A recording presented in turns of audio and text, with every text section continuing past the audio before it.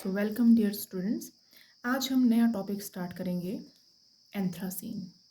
Last video में हमने naphthalene complete किया था, लेकिन आज हम स्टार्ट करेंगे next polynuclear compound that is anthracene. ठीक है, तो ये जो मैंने स्ट्रक्चर बनाया है ये एंथ्रासीन का स्ट्रक्चर है। आप देख सकते हैं कि एंथ्रासीन के स्ट्रक्चर में there are 3 benzene rings which are fused linearly. ठीक है, कैसे फ्यूज्ड हैं ये? लीनियरली, बराबर फ्यूज हैं, एक ही लाइन में फ्यूज हैं। तो हम क्या बोलेंगे? These are fused linearly. ठीक है, एक ही लाइन में फ्यूज हैं 3 बेंजीन रिंग्स। और फॉर्मूला क्या बन जाएगा मॉलिक्यूल का? C14H10। The molecular formula is C14H10। इस मॉलिक्यूल को क्या बोलेंगे? एंथ्रासीन। तो पॉलीन्यूक्लियर है ये, 3 बेंजीन रिंग फ्यूज्ड है इसमें, 3 न्यूक्लियस फ्यूज हैं इसमें। ठीक है, तो it is polynuclear compound and it is aromatic in nature. ठीक है, अब इसमें डिफरेंट डिफरेंट कार्बन है। हम कार्बन की अगर यहाँ पे नंबरिंग करेंगे तो carbon, this is carbon number 1 2 3 4। ठीक है, ये कर दिया हमने नंबरिंग 1 2 3 4। फिर हम इस रिंग में चले जाएंगे, इट इज़ 5 6 7 एंड 8। ठीक है, 8, this will be 9 and this is 10। ठीक है, तो नंबरिंग हम कर रहे हैं 10, लेकिन साथ में 11 12 13 14। तो टोटल नंबर ऑफ कार्बन कितने हो गए? 14। और जहाँ जहाँ मैंने नंबरिंग की है वहाँ एक एक हाइड्रोजन भी होगा, सो इट इज़ H10। ठीक है, 10 कार्बन एटम पे नंबरिंग की है, तो हाइड्रोजन कितने हैं यहाँ पे? 10। ठीक है, तो this is how we number the anthracene molecule. इन मॉलिक्यूल को हमने कुछ और भी नेमिंग दी है। जो पोजीशन नंबर 4 है यहाँ पे, पोजीशन नंबर 4, सॉरी 1 और 4। अब मैं नंबरिंग 1 यहाँ से भी स्टार्ट कर सकती हूँ, मैं नंबरिंग 1 यहाँ से भी स्टार्ट कर सकती हूँ, मैं नंबरिंग 1 यहाँ से भी कर सकती हूँ और नंबरिंग 1 यहाँ से भी कर सकती हूँ। तो 1 4 5 and 8, 1 4 5 and 8, these positions are equivalent. ये एक जैसी पोजिशंस हैं। ठीक है, एक है, मतलब आप नंबरिंग 1 यहाँ को भी बोल सकते हैं, 1 यहाँ भी बोल सकते हैं, 1 यहाँ से भी स्टार्ट कर सकते हैं, 1 यहाँ पे भी स्टार्ट कर सकते हैं। तो all these positions are equivalent. ठीक है, and these position are called as alpha position. तो कितनी अल्फा पोजिशन है? 1 अल्फा है, 4 भी अल्फा है, 5 भी अल्फा है और 8 भी अल्फा है। तो all these position are called as alpha position. Similarly जो पोजिशन नंबर 2 है, पोजिशन नंबर 3 है, पोजीशन नंबर 6 है, वो पोजीशन नंबर 7 है, ये सारी भी एक बराबर पोजीशंस हैं, इक्वलेंट पोजीशंस। जैसे हमने नेफ्थलीन के केस में देखा था कि there are 2 type of positions, alpha position and beta position. हमने एंथ्रासीन में देख रहे हैं हम कि नेफ्थलीन के बाद, नेफ्थलीन में 2 रिंग्स फ्यूज थी, वहाँ अल्फा और बीटा पोजीशन थी। एंथ्रासीन में 3 पोजीशंस हैं, alpha position 2 3 6 7, these are called as beta position. ये कौन सी पोजीशन है? Beta position. तो 2 भी बीटा होगी, 3 बीटा, 6 बीटा है और 7 भी क्या है? बीटा है। तो ये है beta 4 carbon atoms are called as beta position. और जो 9 और 10 पोजीशन है, दीज आर ऑल्सो इक्वलेंट। 9 मेरा यहाँ पे भी आ सकता है, 9 मैं यहाँ से भी लिख सकती हूँ। तो 9 and 10 are equivalent position and these are called as gamma position. तो कितने टाइप के कार्बन हो गए यहाँ पे? 3 टाइप के कार्बन हो गए, अल्फा कार्बन, बीटा कार्बन और गामा कार्बन। ठीक है, 4 हैं आपके पास अल्फा कार्बन, 4 है हमारे पास बीटा कार्बन और 2 9 और 10 पोजीशन वाले, these are called as gamma positions. ठीक है, तो अगर आपके पास 3 टाइप के कार्बन है तो 3 mono substituted products can be formed. हम कितने मोनो सब्स्टिट्यूटेड प्रोडक्ट्स बना सकते हैं? 3 मोनो सब्स्टिट्यूटेड प्रोडक्ट बना सकते हैं। ठीक है, तो ये है बिल्कुल ब्रीफ नेफ्थलीन के बारे में कि नेफ्थलीन का स्ट्रक्चर कैसा है, उसमें how many types of carbon are there, जो लीनियर स्ट्रक्चर है वो कैसे अरेंज हैं, 3 रिंग आपस में एक ही लाइन में फ्यूज़ हैं और मॉलिक्यूलर फॉर्मूला क्या है? C14H10। ठीक है, वैसे ही अब हम देखते हैं resonating structure of naphthalene. Naphthalene के रेजोनेटिंग स्ट्रक्चर क्या क्या हैं? ठीक है, तो रेजोनेटिंग स्ट्रक्चर में ये मैंने 4 बनाए हैं, लेकिन यहाँ पे मैंने डबल बॉन्ड नहीं बनाया अभी। इन्हीं में देखेंगे how we can make the resonating structure in case of naphthalene. तो starting from first molecule, let first double bond is here, double bond यहाँ पे आ गया, डबल बॉन्ड यहाँ पे आ गया और डबल बॉन्ड यहाँ पे आ गया। This is first resonating structure. आप देख सकते हैं कि हर एक स्ट्रक्चर में there are alternative double and single bond. सारे कैसे हैं? Alternative double single double single double single double single double single double single. तो आप देख सकते हो रेजोनेंस है इसमें, अल्टरनेटिंग डबल एंड सिंगल है, कंजुगेशन हो सकती है। ठीक है, दूसरा स्ट्रक्चर क्या बन सकता है, मैं इस तरफ से स्टार्ट करूँगी, डबल डबल डबल, एक रिंग ये बन गई, this ring and this ring. Again आप देख सकते हैं कि ऑल आर अल्टरनेटिव। अब मैंने यहाँ पे डबल बॉन्ड की पोजीशन चेंज कर दी, ठीक है। वैसे एक और स्ट्रक्चर बन सकता है, third structure, I start from here, double, ऐसे ये रिंग, फिर इसके साथ ये रिंग और इसके साथ ये रिंग, एक स्ट्रक्चर आपके पास ये बन गया। आप देख सकते हो और इन तीनों स्ट्रक्चर में डबल बॉन्ड और सिंगल बॉन्ड की पोजीशन डिफरेंट है। और लास्ट स्ट्रक्चर में हम यहाँ से स्टार्ट करेंगे, तो अगेन डबल सिंगल, और यहाँ पे क्या है, डबल सिंगल, ठीक है। तो these are the 4 resonating structure in case of anthracene, ठीक है। हम इनको नंबर कर देते हैं, स्ट्रक्चर 1, स्ट्रक्चर 2, ये क्या है, structure 3, and let this is a structure 4, this is structure number 4, ठीक है। अब अगर मैं 4 स्ट्रक्चर्स को कंपेयर करूँ, तो अगर मैं इस स्ट्रक्चर को देखूँ, तो मैं इस स्ट्रक्चर को देखूँ तो ये है बेंजीन रिंग, डबल सिंगल, एक ही रिंग में 3 डबल बॉन्ड प्रेजेंट है। लेकिन अगर मैं इस रिंग को ढक देती हूँ यहाँ पे, तो आप देखोगे कि इस वाली पोजीशन पे डबल बॉन्ड नहीं प्रेजेंट है, इस वाले कार्बन पे डबल बॉन्ड नहीं प्रेजेंट है। तो ये पूरी बेंजीन रिंग तो नहीं है, बिकॉज यहाँ पे डबल बॉन्ड नहीं है। ये वाली भी बेंजीन रिंग नहीं है, क्योंकि यहाँ पे भी डबल बॉन्ड नहीं है। तो जो इतना सा स्ट्रक्चर है वो कौन सा स्ट्रक्चर है, इसको क्या बोलेंगे, क्विनोइड स्ट्रक्चर। तो यहाँ पे इन सिर्फ 1 ring consist of benzene ring, whereas these 2 consist of a quinoid ring, ठीक है। वैसे इस मॉलिक्यूल में भी सिर्फ ये वाली रिंग जो है, यहाँ पे बेंजीन रिंग आपको इंटैक्ट दिखाई दे रही है, लेकिन अगर आप इसको ढक देते हैं ऐसे, तो ये जो वाला जो स्ट्रक्चर है, this does not consist of benzene rings. इस मॉलिक्यूल में अगर यहाँ पे बॉन्ड होता तब बनती है बेंजीन रिंग, लेकिन यहाँ पे बेंजीन रिंग नहीं है, इसमें भी बेंजीन रिंग नहीं है।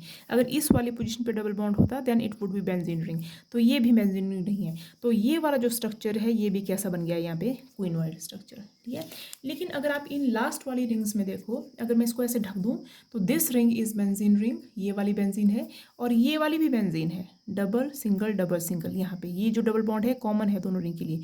तो there are 2 benzene rings, first benzene ring, second benzene ring, यहाँ पे सिर्फ एक बेंजीन रिंग थी, यहाँ पे भी सिर्फ एक बेंजीन रिंग है। और लास्ट वाले स्ट्रक्चर में if I hide this ring, तो this is also benzene ring, this is also benzene ring. तो in structure 3 and 4 there are 2 benzene rings, लेकिन स्ट्रक्चर 1 और 2 में सिर्फ एक ही बेंजीन रिंग है, ये वाली एक बेंजीन रिंग, और यहाँ पे भी 1 बेंजीन रिंग। यहाँ पे first benzene ring, second benzene ring, यहाँ पे फर्स्ट बेंजीन रिंग, और यहाँ पे सेकेंड बेंजीन रिंग। तो बोलने का स्ट्रक्चर मतलब क्या है कि structure 3 and 4 are more stable, because Fries rule क्या बोलता है, अकॉर्डिंग टू फ्राइज रूल, एक रूल होता है, हमने नेफ्थलीन के केस में पढ़ा था, फ्राइज रूल होता है, वो बोलता है more is the number of benzene ring, more will be the stability of the molecule, ठीक है। जैसे हमने नेफ्थलीन के केस में भी देखा था पुरानी वीडियोस में कि फ्राइज रूल के अकॉर्डिंग कुछ स्ट्रक्चर ज़्यादा स्टेबल होते हैं, कुछ स्ट्रक्चर कम स्टेबल होते हैं। तो फ्राइज रूल के according structure 3 and 4 are more stable, this means they are more contributing structure as compare to structure 1 and 2, ठीक है। तो these 4 structure are resonating structure in case of anthracene, ठीक है।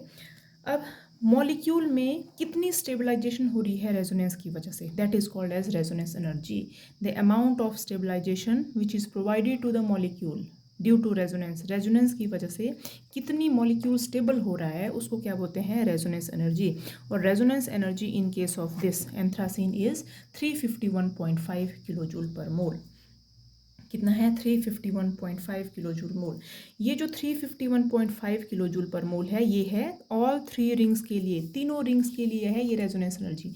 तो अगर मैं पर रिंग देखूं, एक रिंग के लिए कितनी रेजोनेंस एनर्जी आ गई, तो 3 रिंग है तो डिवाइड बाय क्या हो जाएगा, 3। तो कितना आ जाएगा ये,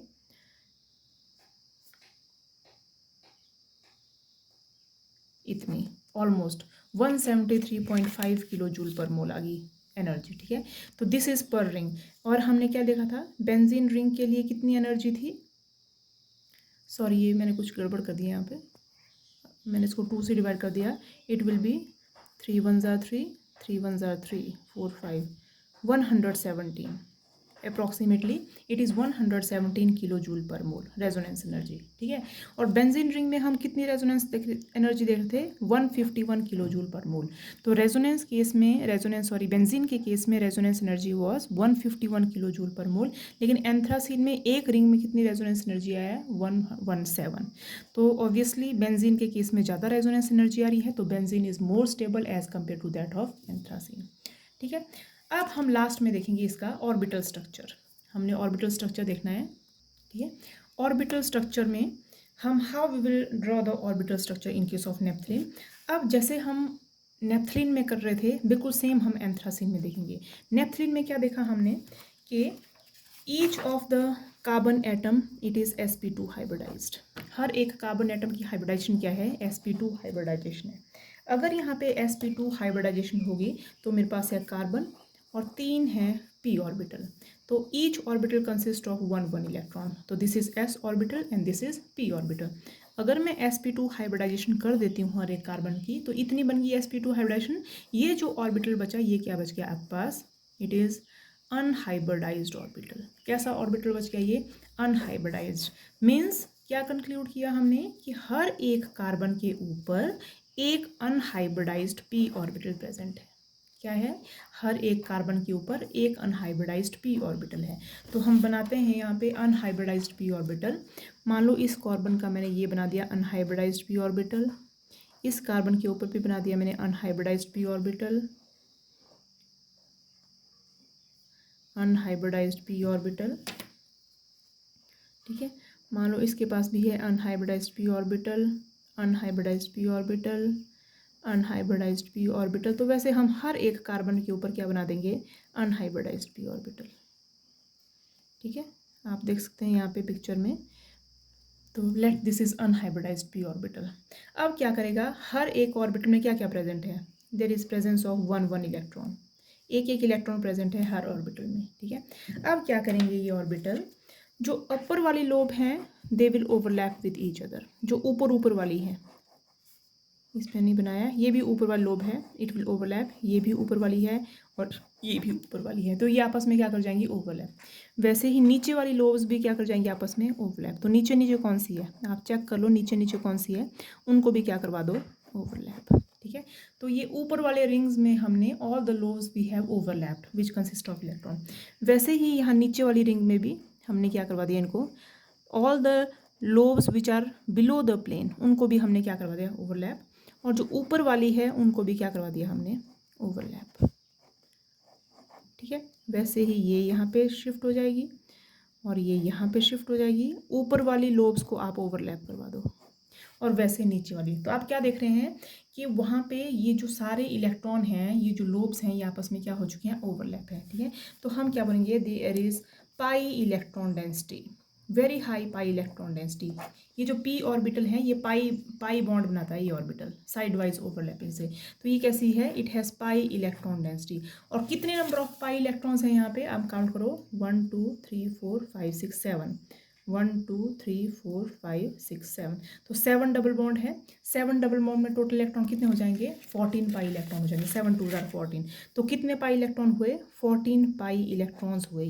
ये जो 14 पाई इलेक्ट्रॉन्स हैं, ये ऐसे ही इस मॉलिक्यूल के ऊपर और नीचे क्या कर रहे हैं, एक इलेक्ट्रॉन क्लाउड बना रहे हैं, ठीक है। क्या बना रहे हैं, दे आर मेकिंग